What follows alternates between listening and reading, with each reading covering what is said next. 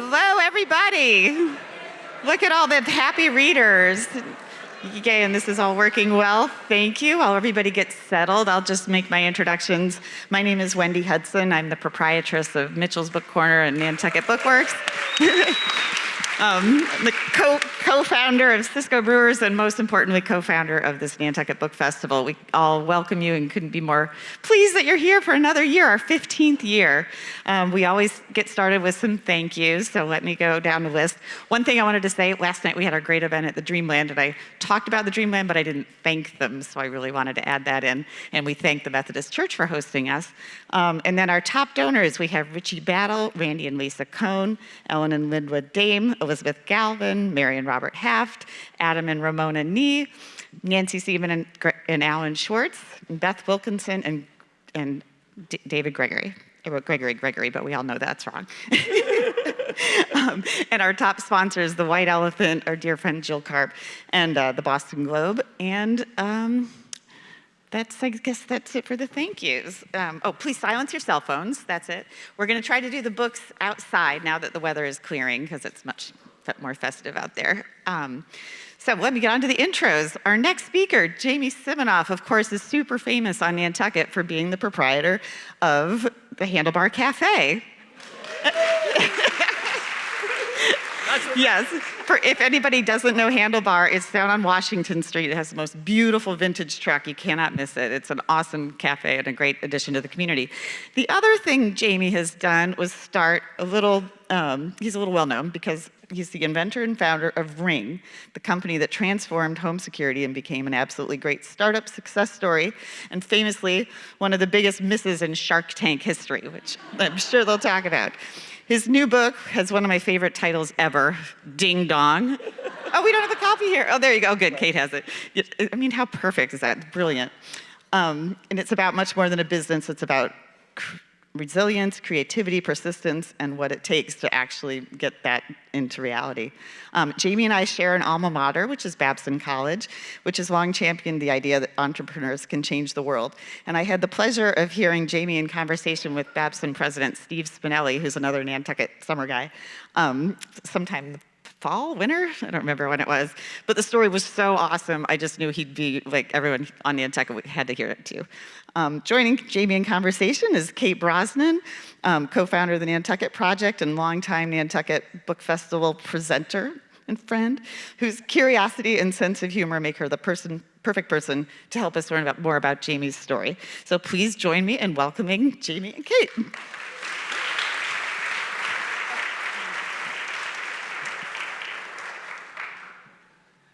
Jamie and I were just sitting over there talking. I was like, oh, I wish we could do the interview from over there. It was so relaxed. Very comfortable over there, yes. Yeah. Jamie, thank you for doing this. This book reads like, wow. You know, let's start in the beginning, which is always a good place to start. Yeah. As a child, you were always tinkering with things. Yeah, I was always, I mean, I think there's different types of entrepreneurs. Like, entrepreneur now has become this, like, term, and I think most people think of it as starting a business. I think entrepreneur, there are actually entrepreneurs that I meet that are literally, like, people that just want to start a business, run it, sell it, do it again. Like, they don't care. I should say that they care about, like, that's the process they care about. I'm an inventor. Like, I see a problem, I see something, and I want to fix it. Even Handlebar here, like the stuff we've done, like the blue truck, like these things, like I can't help myself from just kind of looking, and invention happens everywhere. I don't think it's just like actually the product. With Ring, it was the product. But yeah, since I was a kid, I've like literally, I mean, I grew up in New Jersey. We didn't have air conditioning in the house, which in New Jersey in the summer, I mean, is just disgusting. Like, we should have had air conditioning. We could have like a window unit. I don't know what the hell we were thinking. And so when I was like 6, 7 years old, I'm dying of heat. I got the fish aquarium that was down in the basement, put it next to my bed, threw ice in it, put a pump in it, had the little pipes go through my comforter. And my parents didn't sleep at night. My brother didn't sleep. But you know what? I was out cold. So like, to me, like, that's what has always driven me. It's just like, I love just building and doing and tinkering and doing that stuff. and thinking in that way, how can I solve this problem? So let's get to Ring or Doorbot initially. Yeah. So you're working in your garage in the back, and you realize that you can't see who's at the door. Yeah, so I was called a serial entrepreneur, which means someone who's not successful. Failure after failure after failure. So you're just like, you're failing a lot and people are trying to put a nice name on it. So I was a serial entrepreneur. My wife, she's actually here next week for the film festival. So she is become a very successful producer in Hollywood. She was kind of on her way up and did have a job and was making, like, we were not rich, but she was making some money. And so I literally went in the garage and was tinkering with stuff and building stuff and couldn't hear the doorbell. And that was, thank God that the little wireless doorbell did not work in the garage. Yeah. So what's the first step? So you get the problem. How's the solution? Where do you start? Yeah, it's interesting. It was not an aha. There was like no, flash of light. This is like, I did it. Like the Wi-Fi doorbell. It's going to change the world. Right. I couldn't hear the doorbell. I was working on other stuff. I looked online for a Wi-Fi doorbell. I had just gotten an iPhone. This is like when the iPhones kind of were starting to come out. And it just seemed obvious, like there should be a doorbell that goes to your phone. And just like, well, of course. So I looked for one. No one was making one, which was like, huh. So I just built my own. I'm in a garage, like it's what you do. And I put this ugly thing on the front of the house. And like, my poor wife who's like, working hard and has to come home to this shit. And there's this gigantic thing on the side of the house. And I'm like telling her like, yeah, there's a camera. It goes to your phone. I'm going to hook it up to your phone. And she was like, this makes me feel safer because I don't like at night being in the house alone. And if someone comes up to the door and knocks and like, I want to see them. I want to like, and even just seeing them from like the bedroom and not going out there. Like she's like, I really love this. It makes me feel safer. And that was the start, I'd say, of the aha. So like it took me 6 or 8 months to build that. So I'd say almost like kind of towards a year into just tinkering with this thing was like the start of, this is not, like I didn't make a doorbell. I actually made, and that's really the invention of Ring is making neighborhoods safer. It's not the products, it's the mission of Ring, which is what got it to be so big. So you've got all this energy. You can see it even when you first meet Jamie. He's electric. Yeah. And you get the chance, because I don't know how much time we have, to go on Shark Tank. Yes. And you're psyched. Because it's running out of money, things are going wrong, this is your chance. Yeah, it was really bad the whole way through. And it was really bad. Yeah, it's really bad. It makes for a great book. So thank God it was so bad. Makes for a great book. It does. Like the story's great. Like, when someone's going out of business, it's fun to read about it. Right, that's true. So turns out. So it's not, and it's a boiling the frog type of issue where you don't realize that, when you're building a hardware product, you're like, oh, we'll order some units. Well, you have to pre-order the stuff. Oh, I'll do that.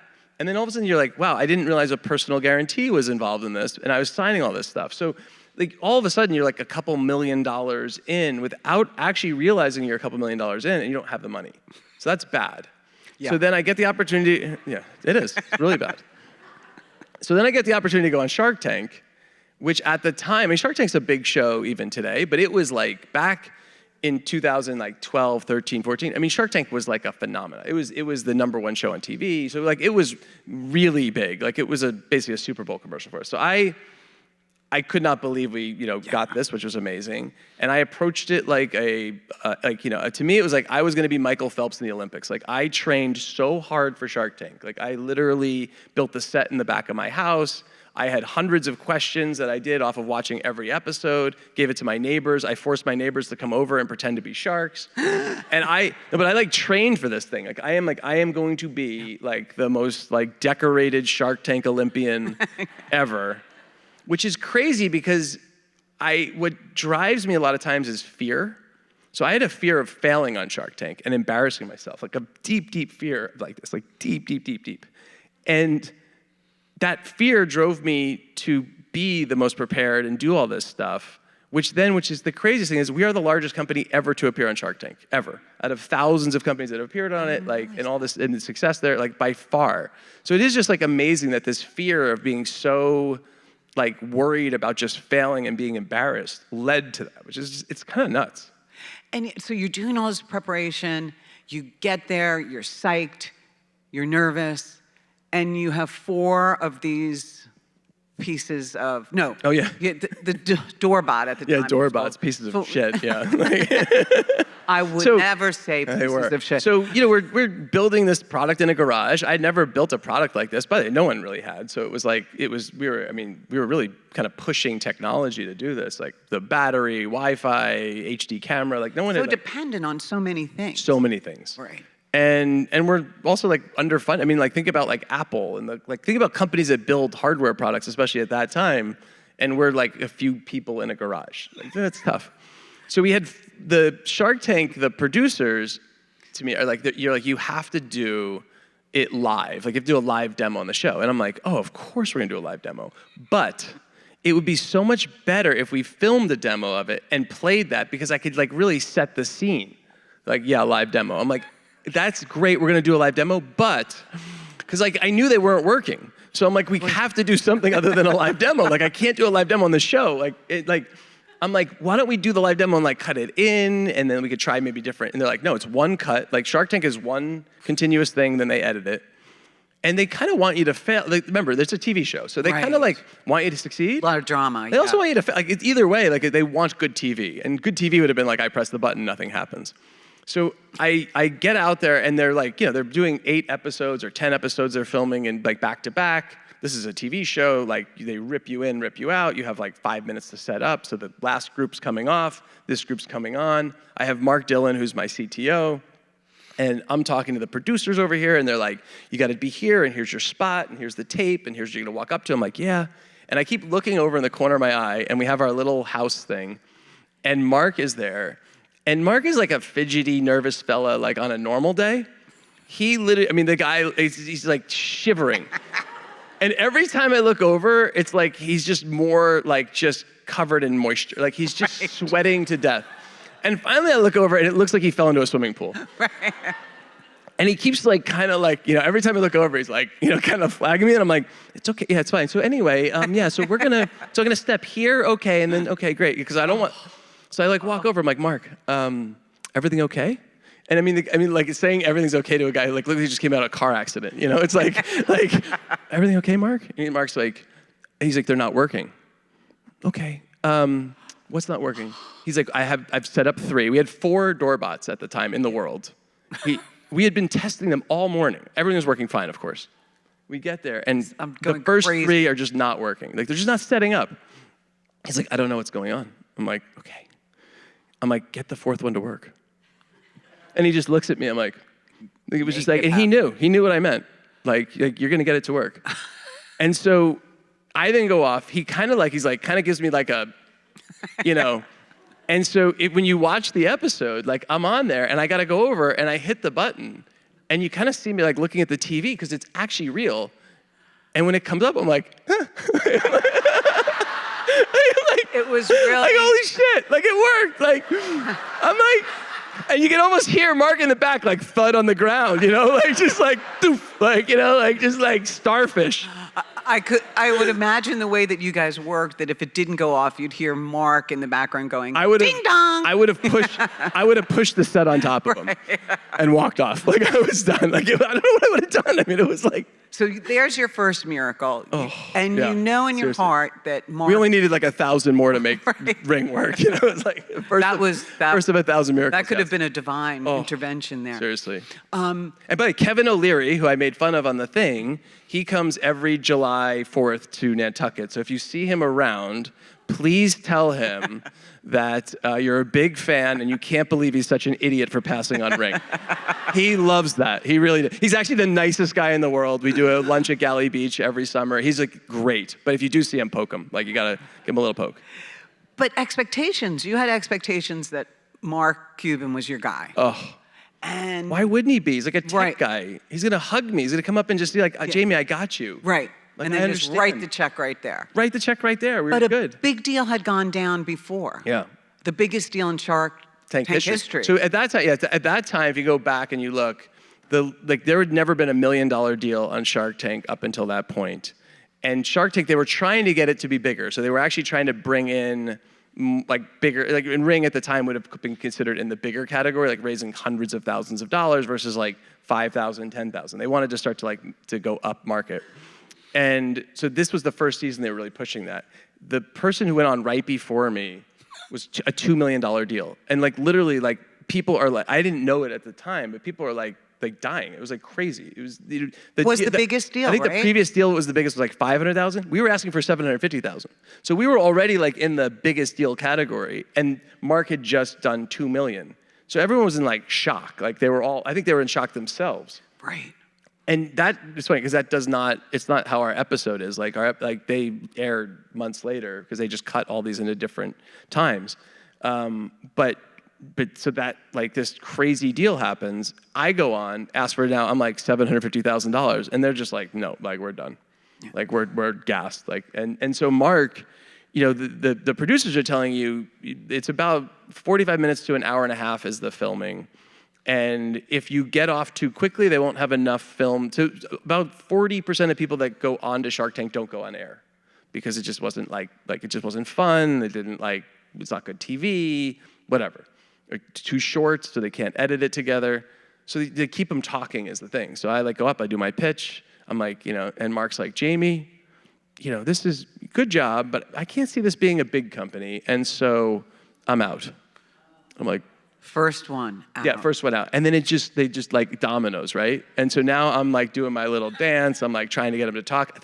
I got them to talk again. Like I got them going.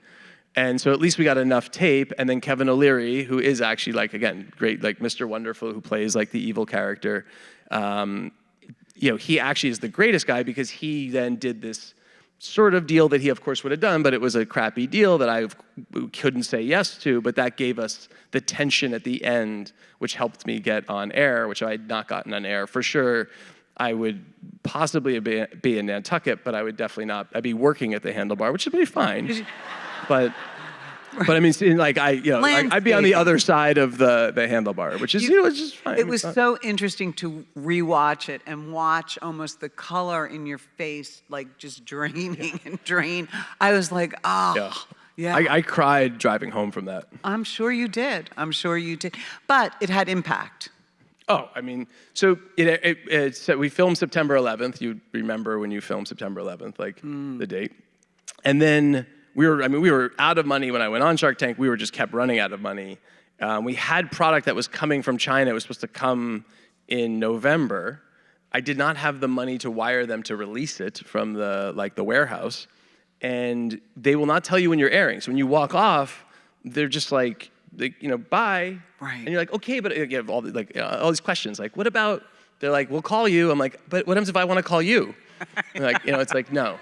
We'll call you. It's kind of like dating. Like, it's like how that's my side of dating, like, really? Can't I call you? So, yeah, I didn't do very good at it.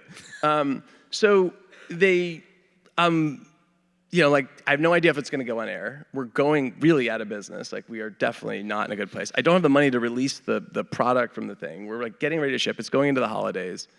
And I'm out fundraising, and I'm talking to everyone. I mean, I'm like, kissing frogs. I'm just out there.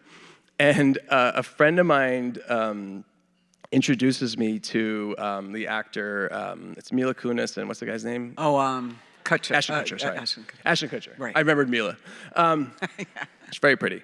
So I get introduced to him. He was doing a lot of tech investments, and he's filming my 2 men, or 2.5 men, or 2 men. 2.5 men. Something like that.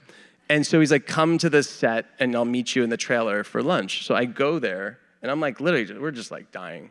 And I'm pitching him this thing and it's crazy because I'm like in this trailer and Ashton Kutcher and Mila Kunis is there and she's just blurting out questions and it's like, it's like surreal, right? And I'm just going out of business. And he was very nice, like super nice, but he's like, yeah, this is like he's like, I'm not gonna lose my money on a doorbell.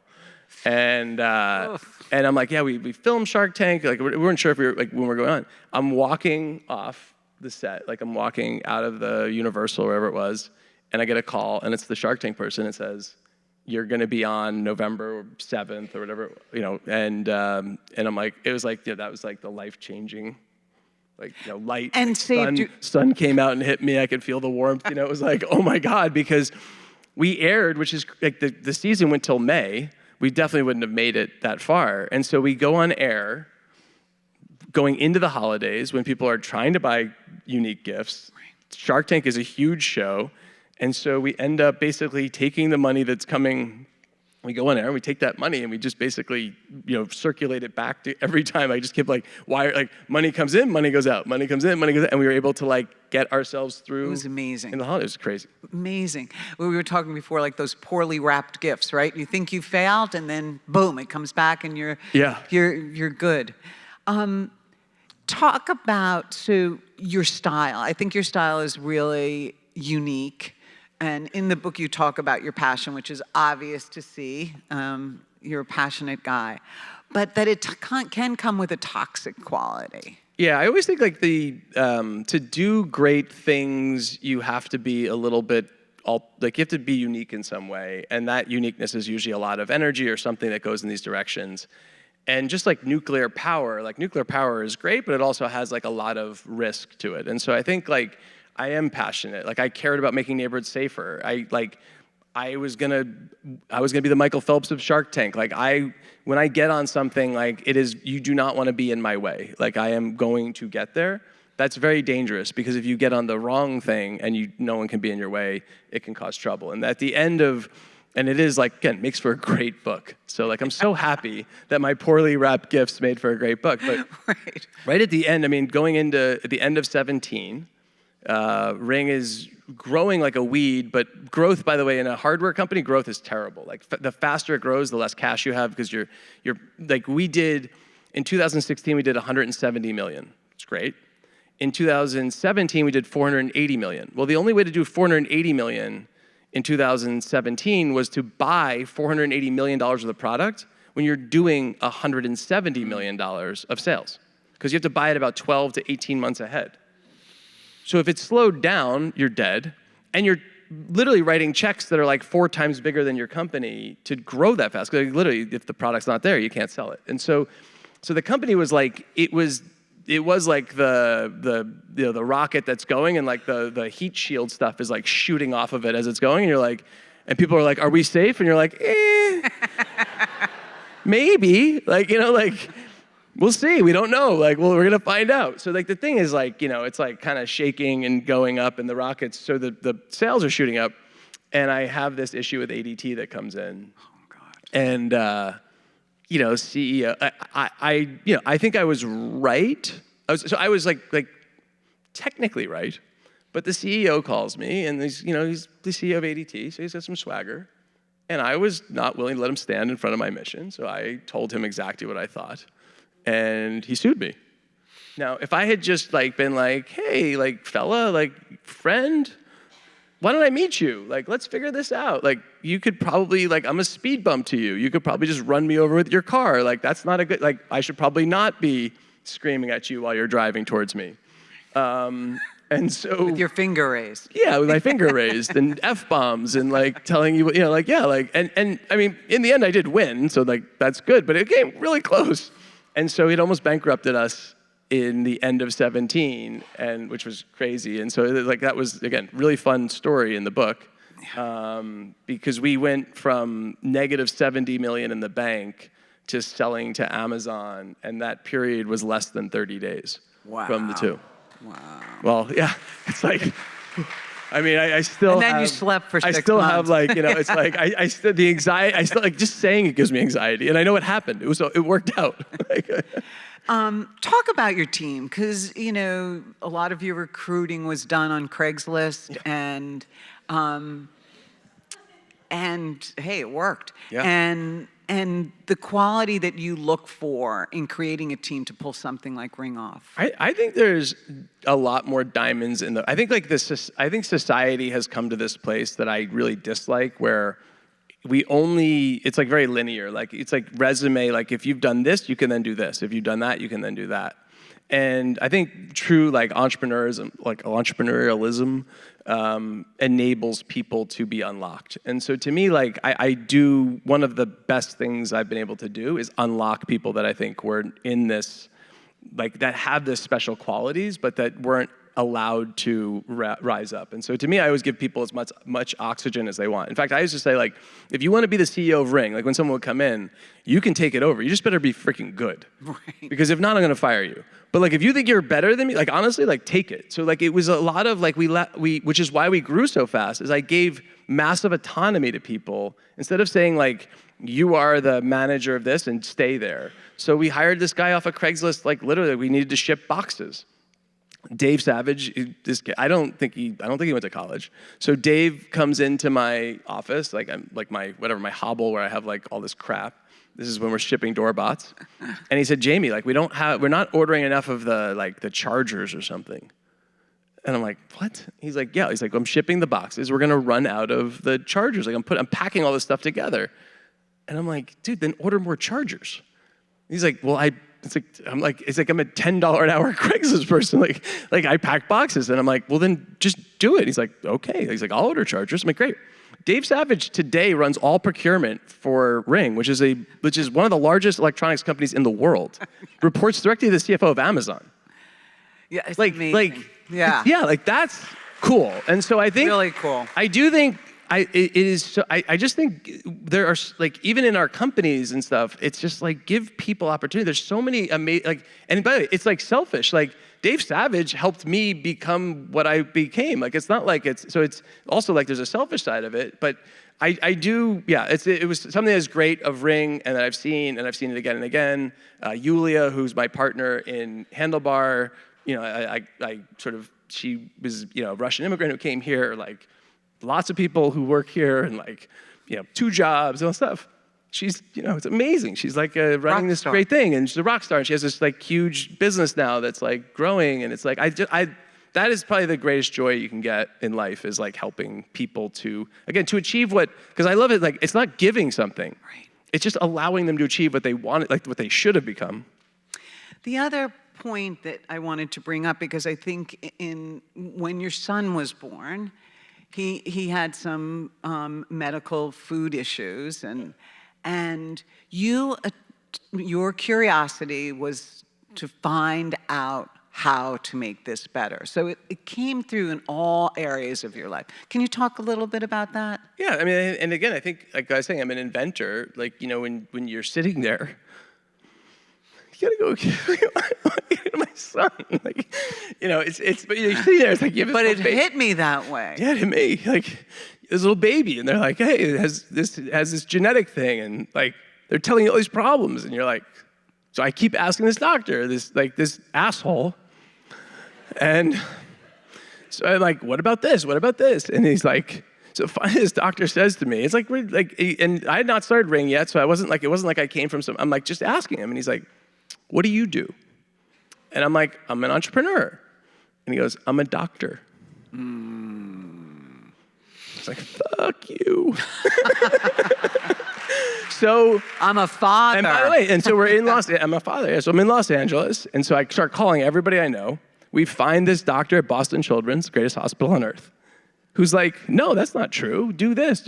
We'll bring him, and so we ended up, at 1 month old, he's on a plane, and we're going to Boston, and we go to Boston Children's, and he's great, and it's been, you know, like we've been managed it, and like we've helped whatever, but it's like, I think, again, it's like attack a problem. And I think medical, by the way, I think today, I'd say to anyone, it's like do not, like there's so much stuff out there that's happening that the doctors don't know. And any doctor that like tells you not to look for things and think differently and whatever, I'm not giving medical advice, but like, I'd search it out if you have something happening. I've seen now just miracles happen with stuff because everything's being unlocked and it's happening so fast. And so I do think like there's just, you know, it's just, whether it's business, life, whatever, it's like, it's up to us to maximize it. Yeah, I didn't mean to upset you, but when I was reading it is like these like, you know, it's like, and that was the book. I mean, it is like, I'm an emotional person. And it's like, you know, it's like this stuff is like, it is, you know, it's legit. Should we open it up for questions? Sure. Yeah, right. Yeah.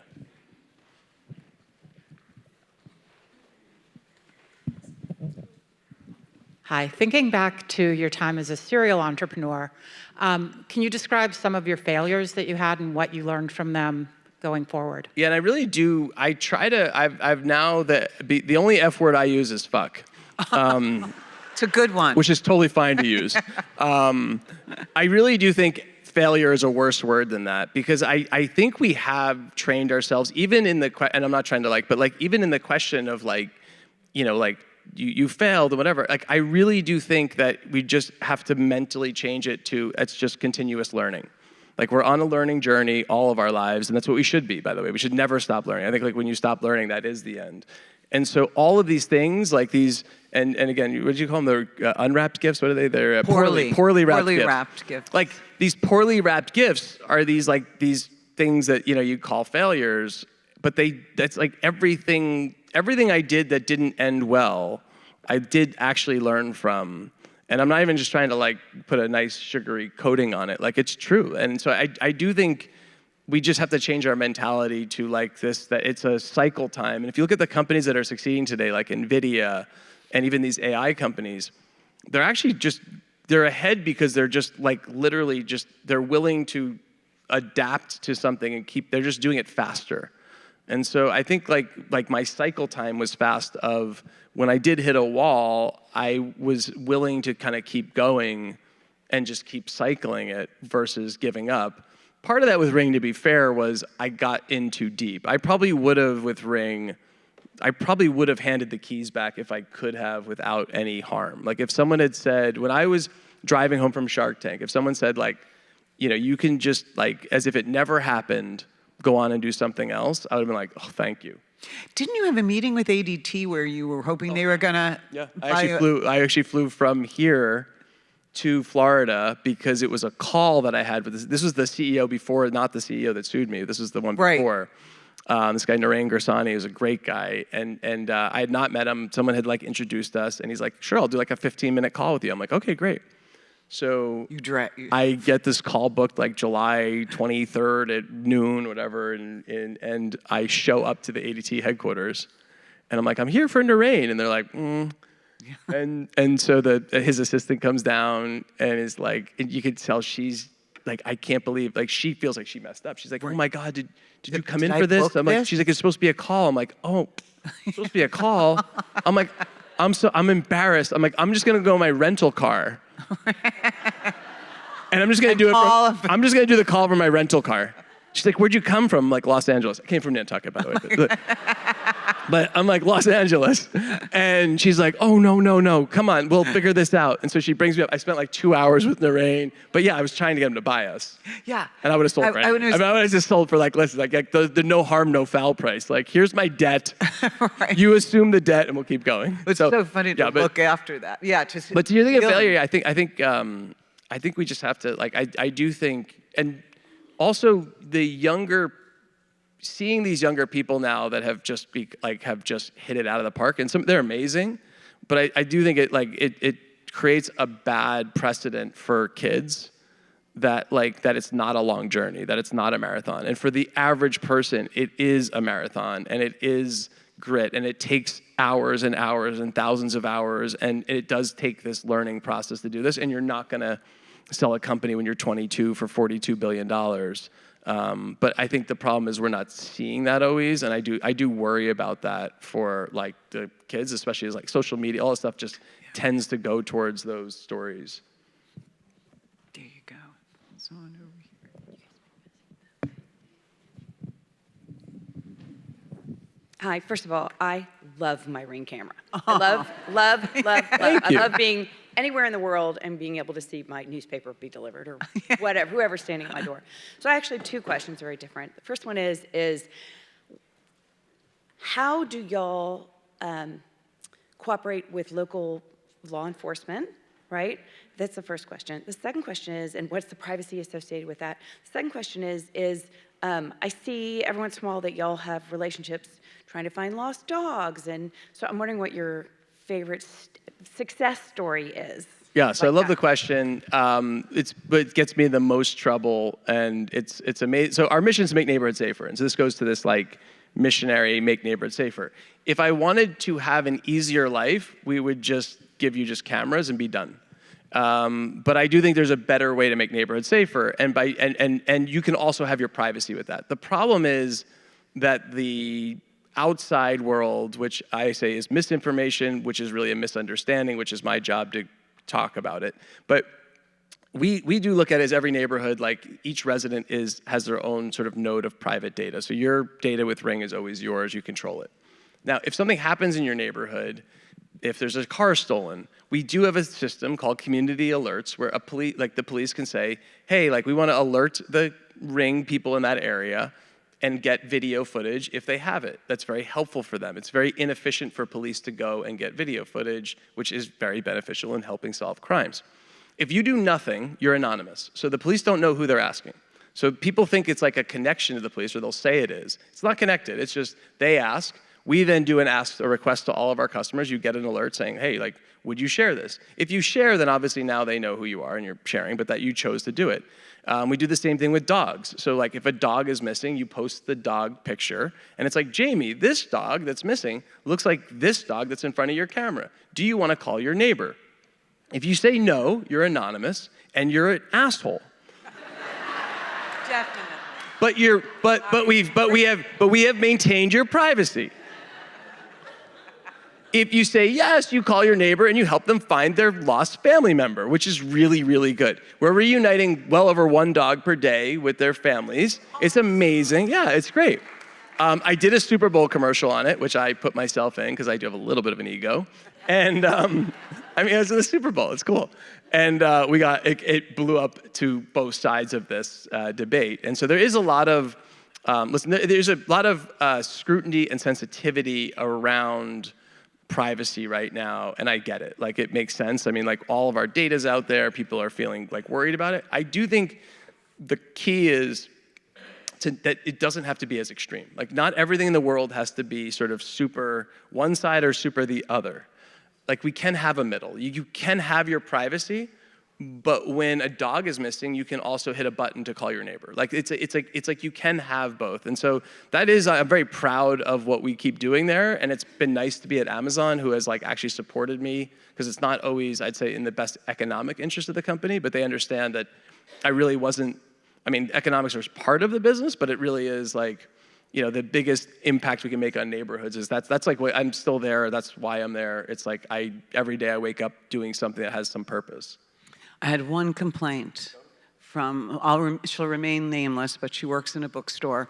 And when I bought your book, it was right after Daffodil Weekend. And she was out in Sconset and had been drinking with a group of friends. And she wanted to pee in someone's backyard.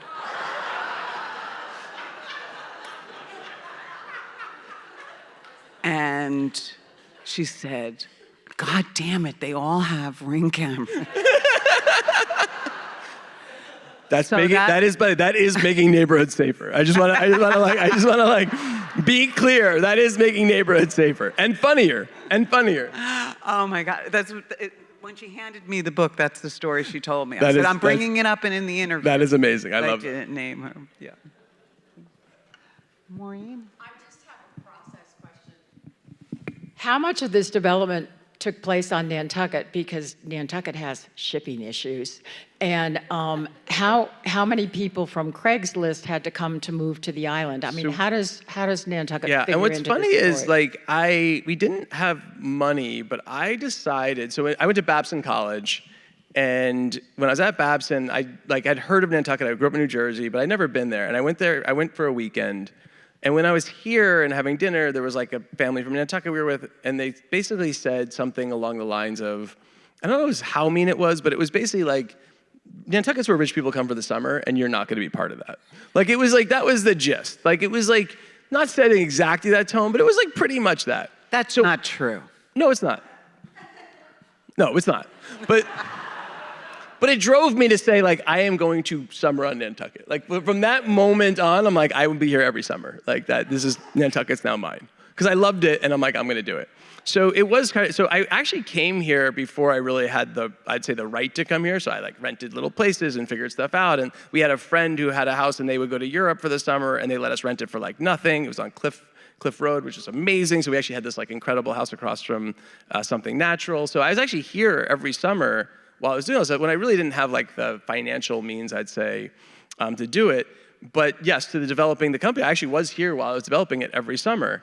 And so I'd bring people over. The funniest thing was the first photographs of Doorbot were all done on Nantucket because we needed to get photography for the website. So I brought this person, actually, it was like a local photographer, and we went around. And by the way, some of your houses might be in Doorbot because no one knew we were doing the shoot. We went to houses that looked right and stuck the Doorbot on with double-sided tape. Because, by the way, you guys have beautiful houses here. And took the photos and then got the hell out of there. And one family did pull up while we were doing it. And it was so hard to explain what we were doing because no one knew what the Doorbot was. Right? I'm like, oh, I have this product, and we just saw your house, and we thought it was someone else's house. I mean, I'm trying to it's like I try not to go to jail. Oh no, you're not Aunt Mary? Yeah, exactly, yeah. Is this not the Siminoff house? Oh, I didn't know that. So yeah, no, we like literally like did, so we did like Nantucket was always a big part of that. And I think it also Nantucket always drove me to like do, like there's something about it that like made me want to. No. So it was all like that was out of our garage in LA. And I was only here for like a month, so it wasn't that. But yeah, but I was so we didn't like do any, but I was the most of the development is like part of Asia, and you have like samples. Like you're not building all of them in the thing. We did do some building, but that was in Santa Monica. So. To follow up on Maureen's question about you being a Nantucketer, I just wanted to make a lot of people aware in this room that were not aware that Jamie kindly jumped in with the Chamber of Commerce and did Nantucket Shark Tank for us. But most importantly, he gave the graduation speech and inspired whalers for many years to come. Which, by the way, so thank you. And funny thing, so I have this concept that I like to tell kids is like, it's like, life is a lottery, like basically like lottery tickets. And so every hour you work, you get another lottery ticket. You're never guaranteed to win the lottery, but I can tell you, if you have a lot of lottery tickets, it's more likely you're gonna win than not. So like work hard. So I wanted to, for the Nantucket graduation, I bought like 200 lottery tickets, and I was gonna tape them to the bottom of every seat. And my thing was gonna be like, and I'm starting you off with your first lottery ticket, go underneath and grab the lottery ticket. Well, right before I went on, they're like, some of the kids are not 18, and you can't do it. And I'm like, come on, it's Nantucket, like not 18? Like, what, come on, like, that's the worst thing they're gonna do today? Like, come on. And so, I'm like, really? Like, tell them to give it to their parents. So I got stopped from doing the lottery ticket thing, which I thought was so fun. Did they stop the whole thing? They stopped, was not able to do the lottery tickets. We actually kept them at Handlebar and told them if they want to come, they can get a lottery ticket. But didn't have the same sort of like, but all the kids were scratching off of like one actually won like a little something, which I did buy them from the place where everyone wins $1 million. Everyone wins. So I bought them from like the place where you win $1 million from. So I was hoping we'd have $1 million winner out there, but yeah. So what's life like now? Now you sell to Amazon and you go to work for Amazon. I did. Yeah. And what is that like as an entrepreneur? It's like, it's weird when you, like this is, I was saying there's different types of entrepreneurs. Like I sadly have not been able to find something that I love as much as Ring. Like I love waking up in the morning, inventing the stuff that we're doing, the dog search party. Like I love that. We just launched one called Fire Watch. So I live in the Palisades in LA, had this fire. I was in it. I saw how fire trucks, like when they're like the fire would be all of a sudden like a quarter mile that way. They didn't know. And the command center doesn't have the information. And we're telling the firemen it's over there. They're like, well, we have to stay here. We had over 10,000 cameras in the Palisades at the time. So we now launched this thing, again, privacy. So your data is yours, but when there's a fire in your neighborhood, we alert you and say, do you want to basically donate your camera for the next 24 hours to us? We'll look with AI for smoke, fire, embers, and we're gonna feed it into the system so that the map is as updated as possible to the millimeter, that it's live, that the resources now can know where to go. So that's like, I was able to invent that and able to put that out and do that to like over 100 million cameras and have this whole thing. So I love doing that. It is good. I think the sort of negative is like, it is not my company anymore in a way. So that's like a little bit just like, it's just like a weird thing. Right. It's probably my own, like, it's in my own brain. I don't think anyone cares except me, but it is, and I'm an Amazon employee. Like, I'm basically like, I pack some boxes, I do some fire watch. Like, it's great. It's perfect. But you're a rich Amazon employee. I'm on the better side of, it's fine. I did okay. Anyone for any other questions? For the recording.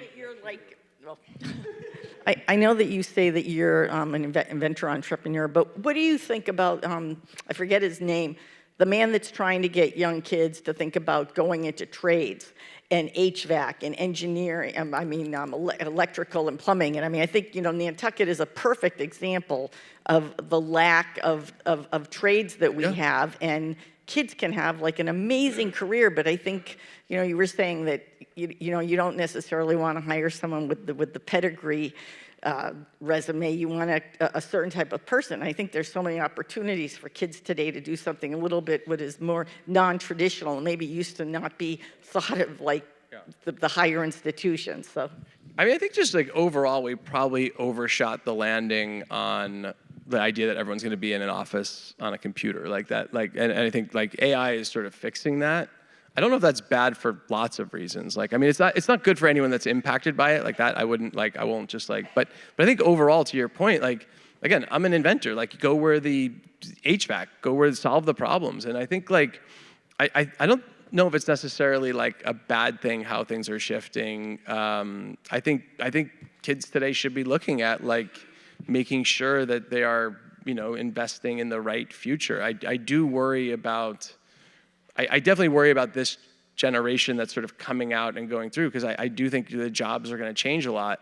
That's not impactful if you're in 4th grade and you see it and you can adjust. It's really impactful when you're 2 years out of college and you studied marketing and there's not going to be maybe jobs there at the same rate. That's going to be, because it's are you going to go back and be an HVAC person after that? That's where I worry. Those are the people that I'm the most worried about. The people that are later in their career are probably fine because they'll ride it out. And the people that are really early are fine. I think there's going to be this buffer that we're going to have to really watch and see. I do think entrepreneurialism, though, can solve that, because the concept of being an entrepreneur is finding problems, fixing it, building things. And as things adjust, you will change that and adapt. So I do hope that but yeah, I'm certainly concerned at where things are going to go, while at the same time very hopeful that things like Firewatch, I couldn't launch that without AI. Finding the dogs, I couldn't launch without AI. I was just with a young entrepreneur from Nantucket this morning that I'm actually going to fund his startup, that is building something that there's no way he would have built that without AI. So I do see there's this very positive side to it that I see. And then I have a worry that I think we all have to collectively as a community globally, watch and make sure that we're also just not allowing a generation to get left behind or have too much problems. So I think we got to balance it. This has been so much fun. I really enjoyed sitting with you. Thanks for having me. Thank you, Jamie.